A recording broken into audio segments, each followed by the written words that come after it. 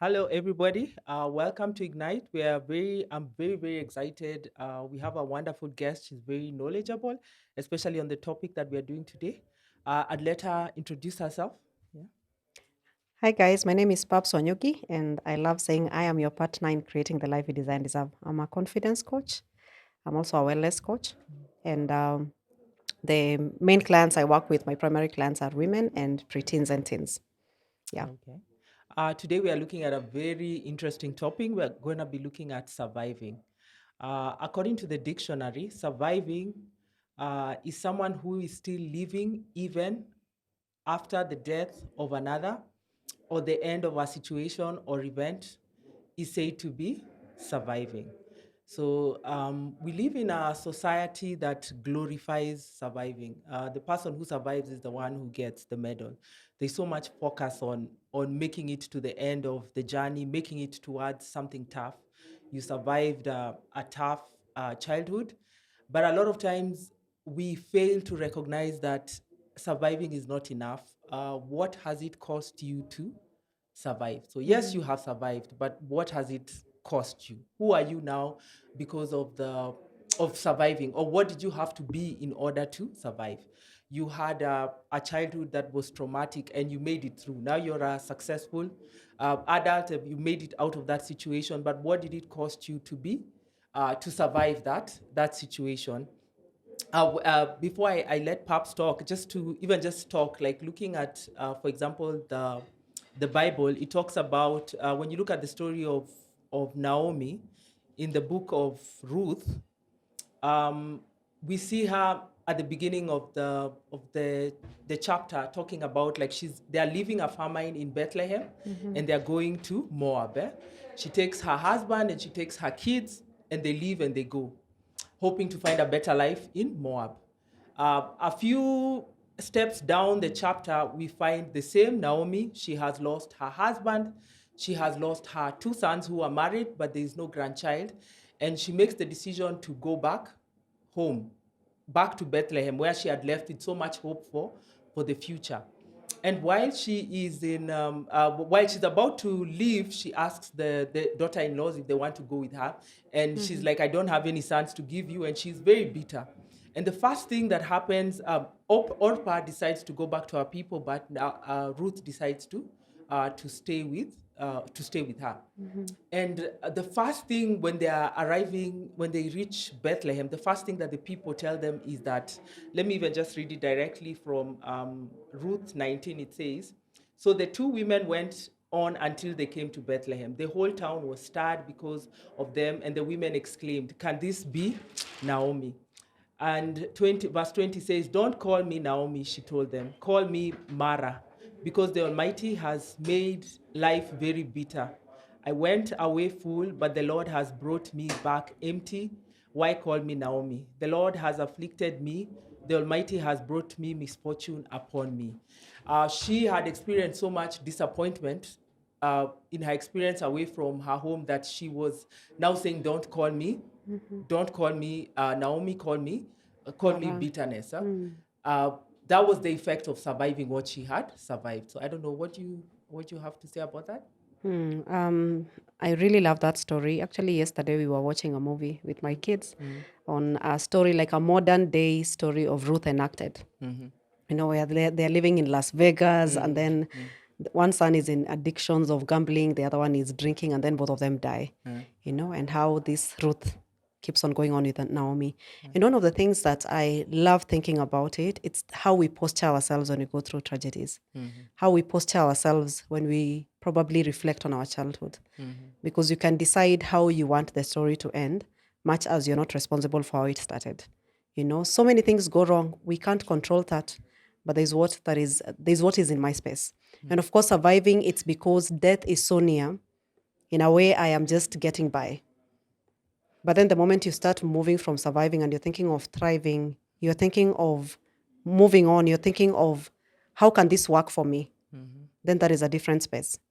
Okay, Yeah. so can we've talked about how the society glorifies surviving, and that should be because when you survive, that is a good thing that has happened. Why do you think that it's often difficult for people to uh, to go back? Is it because the experience was maybe so demanding, or is it that there's no awareness that to survive often costs you something? Why do you think that is? So I actually have a lemon here, and just thinking about this as that thing that happens to us. And it is easier to just keep on showing off this lemon because I don't need to work. There is no effort. And of course, it makes me have the advantage of I don't need to work on myself. Everybody will understand when I take that posture of this is what happened to me. And it's possible to walk through life every day dishing out this lemon to make excuses for why I can't. And so I can't perform at work. You can see the lemon here. I can't be a functional spouse because you can see the lemon here. And then you keep on walking with this lemon the whole of your life making excuses. Alternatively, you can decide to get a bit artificial, you package it in, I don't know whether you've ever seen those lemons that are plastic, the ones that people set up on tables. And when you look at it, you're like, wow, this is well ripe. It's even, it doesn't have these patches. It's just evenly ripe and it looks together. But the problem when people come near, they're looking for authenticity.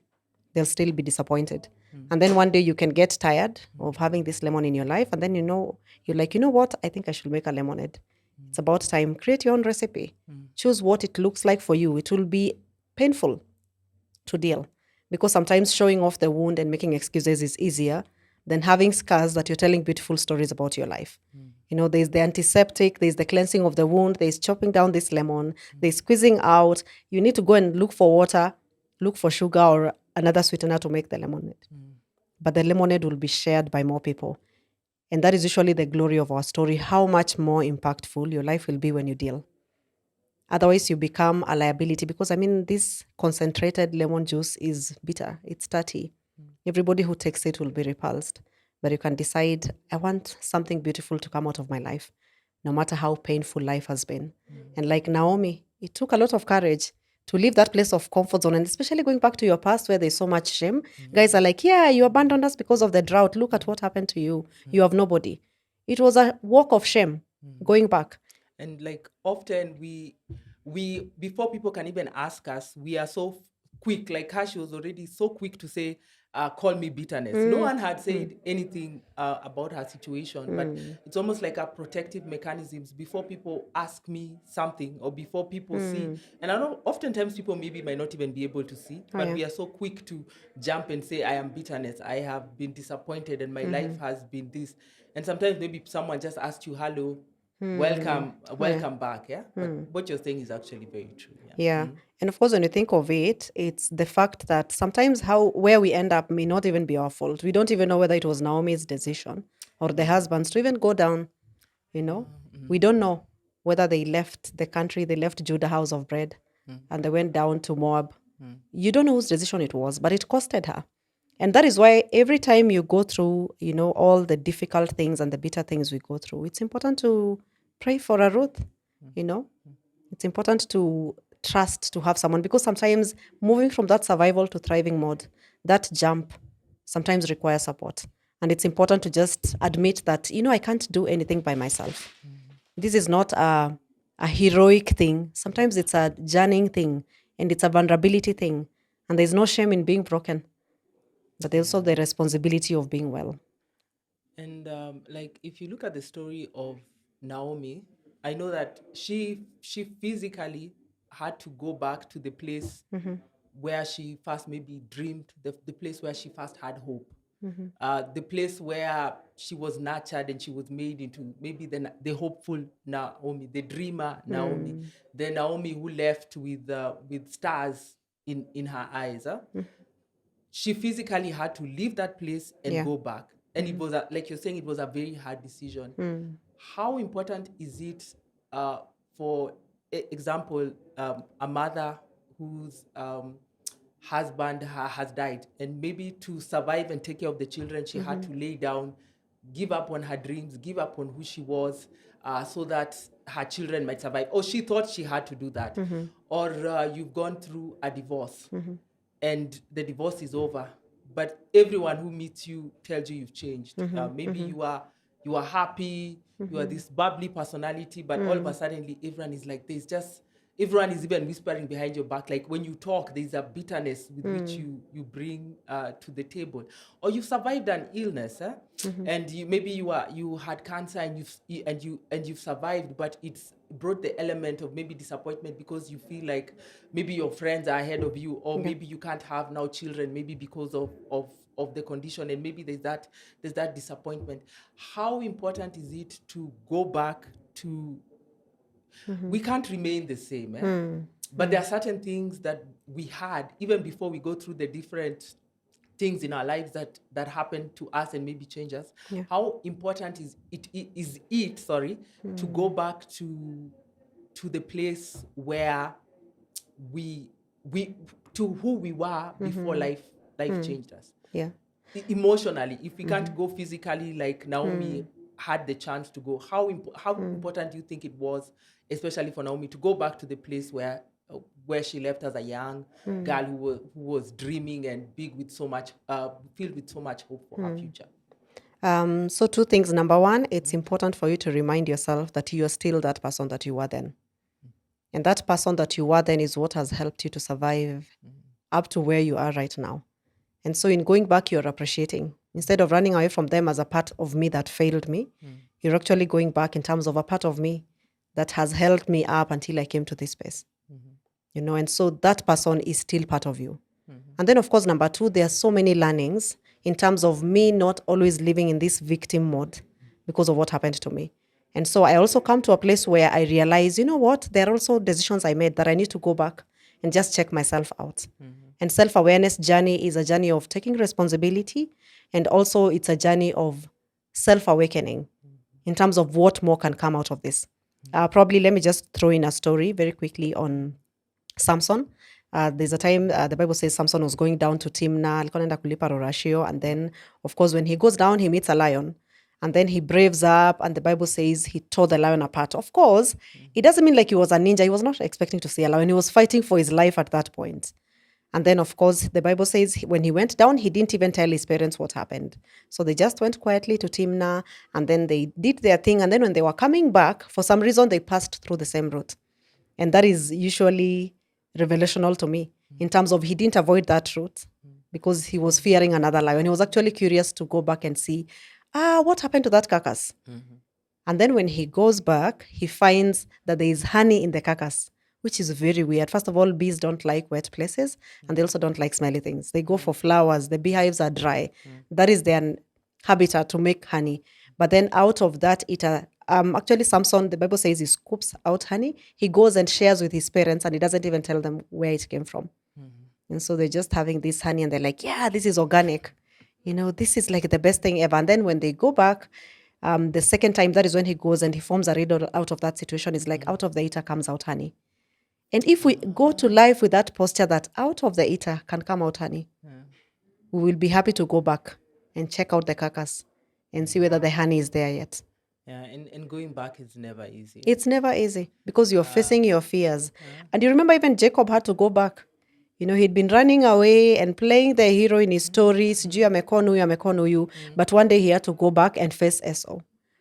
And when he went to face Esau, he had to go to the valley of Jabbok and wrestle with the angel. He was afraid. He was afraid. But then when he goes there, it's like whatever you're running away from loses its power over you. It loses its hold over you. You stop becoming its victim. You start thriving from it. And one story of someone who was, when I was 15-year-old, I was a suicidal teen. Yeah. And then now, later, like nowadays, I look back and I'm just like, these are 24 years later from when I was suicidal. I'm really able to empathize with teens. I'm able to empathize with their parents. I'm able to journey with them. And so that becomes my life assignment. And so what if the big thing you're looking for in life is actually in the carcass? Oh, and the carcass, like you're saying, it's very hard to always go back, but there's always something good. And I think it's also painful to remember who you are before life happened. Yeah. Because sometimes the contrast can be the contrast of who you are and who you've become. Because you do see, like, for example, even your friends, some of them who've like passed through divorce, sometimes they can be so bitter and so unaware, or so hopeless and so unaware of it. Sometimes you're not even aware of the change that has happened in you. And um, if you're not that person who can go, if you're not that if you're not that person who maybe can even afford to go to counseling, where you can deal with those issues, what role do friends and those around us play in helping to remind us to go back to the people that we are? What role do you think they play? Yeah. So first of all, there's nobody who ever goes back to where they were. You only go to gather experience and probably to learn something, but you can never be that person. And so sometimes we work hard at being who I was before child loss, who I was before marriage, who I was before career loss. You will never be that person again. Because right now, the experience you've gathered and how that situation has transformed you, you're totally a new person. And so even when you're looking at your friends and people, it's people who are helping you to build up the new you. You know, when you look at that story that you shared, Ruth had no idea who Naomi was before. And that is why she was the best person to go back with her to that past. Otherwise, if she had looked for a bestie, paid for her airfare to come and whisk her out, I mean, she'll just keep on making you regret what you lost. But now Ruth didn't have a reference of who Naomi was before.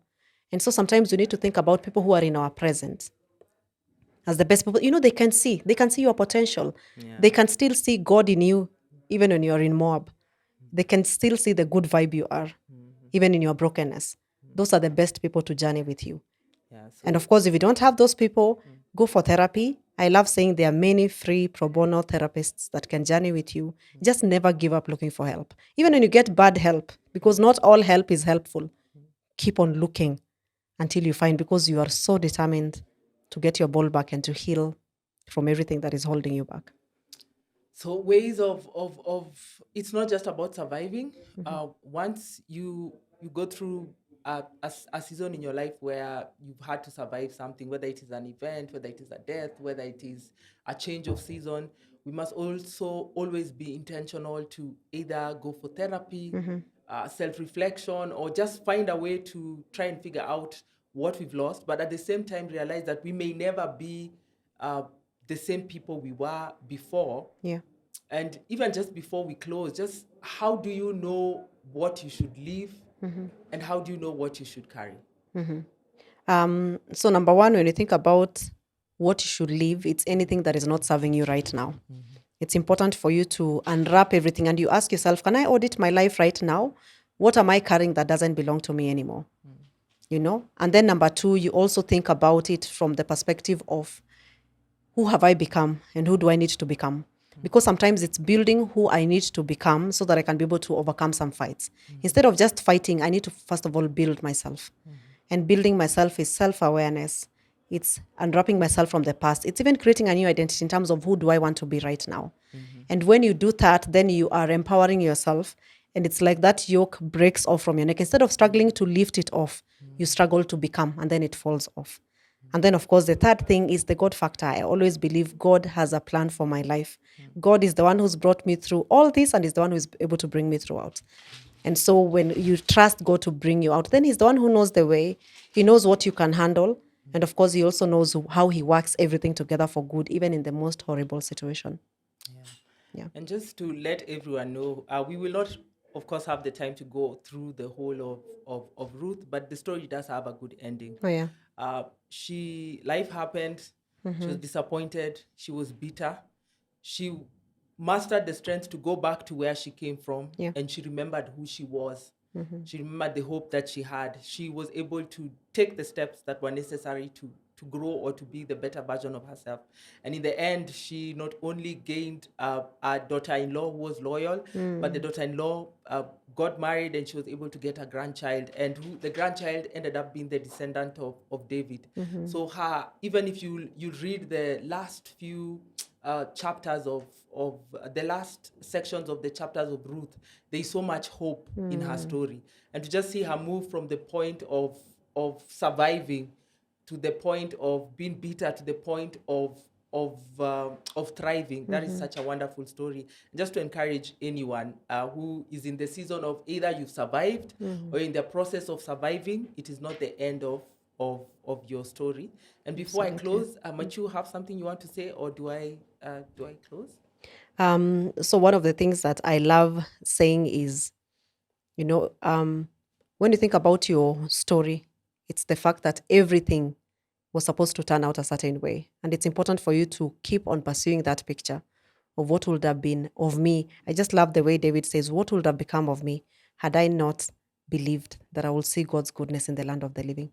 Because that story can still turn around, no matter how horrible your story is right now. Now is not forever, and do not give up. Yes, and just in closing, just remember, survive, but also get the help. Find out, weigh the cost. We must always be willing to weigh the cost, weigh the good, weigh the bad, get the help that you need, and just continue living an excellent life. I hope that this episode will help you ignite into the future and to be the best version of yourself.